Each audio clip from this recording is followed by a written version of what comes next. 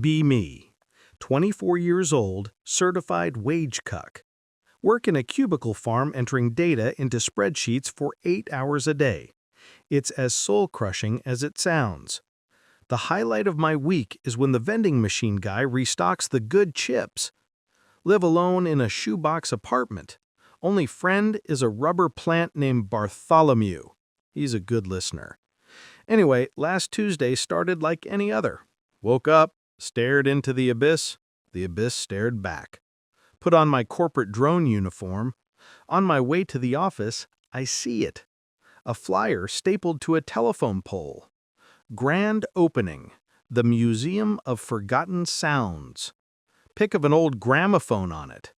Sounds weirdly intriguing. Anything to break the monotony. Decide to check it out after work. Fast forward through another day of spreadsheet hell. 5 p.m. hits, I'm out the door faster than a toupee in a hurricane. Find the museum in a sketchy part of town. It's just a small, dusty storefront with blacked-out windows. A single, flickering neon sign says, Sounds. This is either going to be really cool or I'm about to get mugged. Take a deep breath and push the door open. A little bell chimes. The inside is dark, cluttered with old audio equipment. Reel-to-reel tape recorders, phonographs, weird antenna-looking things. The air smells like old paper and ozone. Behind a counter stands the strangest-looking man I've ever seen. Old, maybe 70s, with a wild mane of white hair that defies gravity. Wears a velvet smoking jacket and has a monocle screwed into one eye. He looks up from polishing a brass horn and smiles.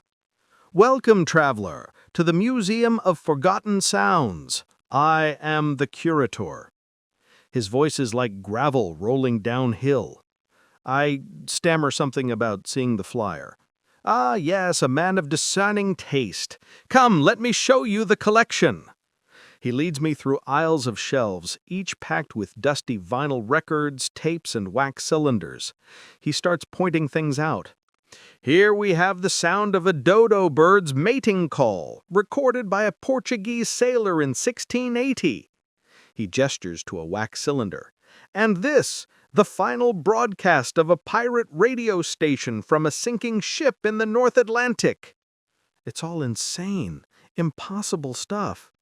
I ask him how he got these. He just winks and says, The universe has a way of holding on to echoes.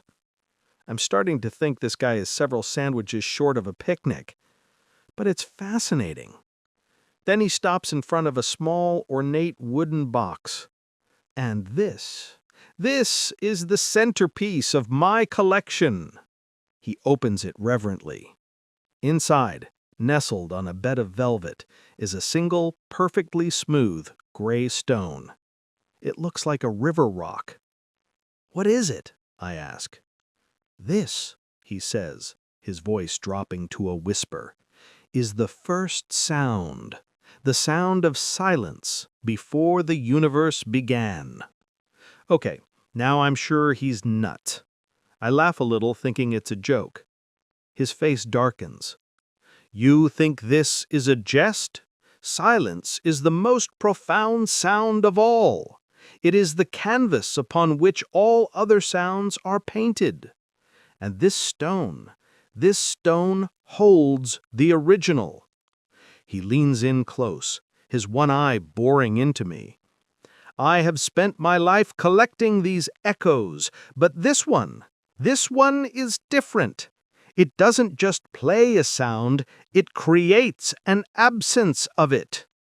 He tells me he's looking for an assistant, someone to help him catalog and preserve the collection. The pay is terrible, the hours are long, but I'll be surrounded by history. My spreadsheet-addled brain screams no, but my soul, withered and gray from corporate life, whispers yes. I don't know why, but I say yes. The curator claps his hands in delight. Excellent! You start tomorrow! And so my new life began. I quit my job the next morning. My boss was so nonplussed, he just grunted and waved me away. I think it took him 4 hours to realize I was gone. My first week at the museum was a blur of dust and weirdness. I learned how to handle wax cylinders without them crumbling to dust. I cataloged tapes labeled "The Sigh of the Sphinx at Dawn" and "The Whisper of a Ghost in a Welsh Coal Mine." The curator was a strange boss. He'd disappear for hours, then reappear with a new impossible artifact.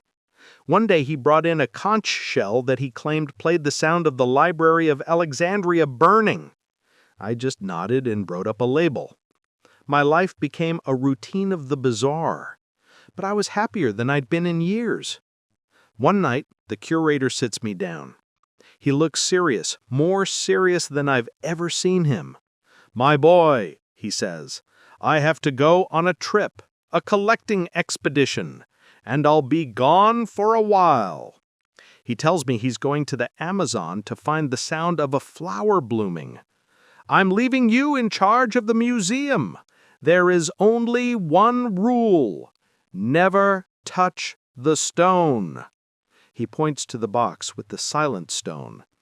"The world is not ready for that kind of quiet. It is a fragile thing and must be protected." I promise him I won't. He smiles, pats me on the shoulder, and walks out the door. And then he was gone. For the first few weeks, everything was fine. I opened the museum, dusted the shelves, and told the few curious visitors the stories behind the sounds. But the stone, it called to me. I'd find myself just staring at the wooden box. What did he mean, creates an absence of sound? How could a rock be silent?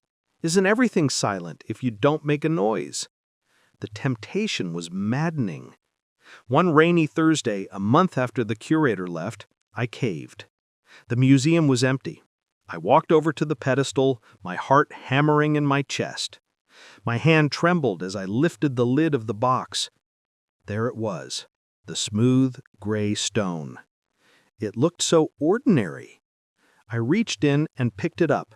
It was cool and heavy in my palm. And then it happened. It wasn't a sudden deafness. It was a subtraction. The gentle hum of the fluorescent lights vanished. The drumming of the rain on the roof ceased. The distant sound of traffic outside, gone.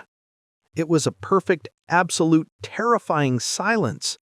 It felt like the world had been muted. I could feel my own heart beating, a frantic, silent drum against my ribs. I opened my mouth to shout, but no sound came out. I was in a vacuum. Panic set in. I fumbled, dropping the stone back into its velvet bed. And just like that, the sound rushed back in. The rain, the lights, the city, all crashing back into my ears at once. It was deafening. I stumbled back, gasping for air. The curator wasn't crazy. The stone was real. I understood then why it had to be protected. That silence was addictive. It was pure and peaceful, but it was also empty and wrong. The world is meant to have noise. It's the friction of existence. I never touched the stone again. The curator came back 3 months later, looking triumphant. He held a small glowing flower in a jar. "I got it," he whispered, a manic grin on his face. He never asked if I'd touched the stone. He just knew.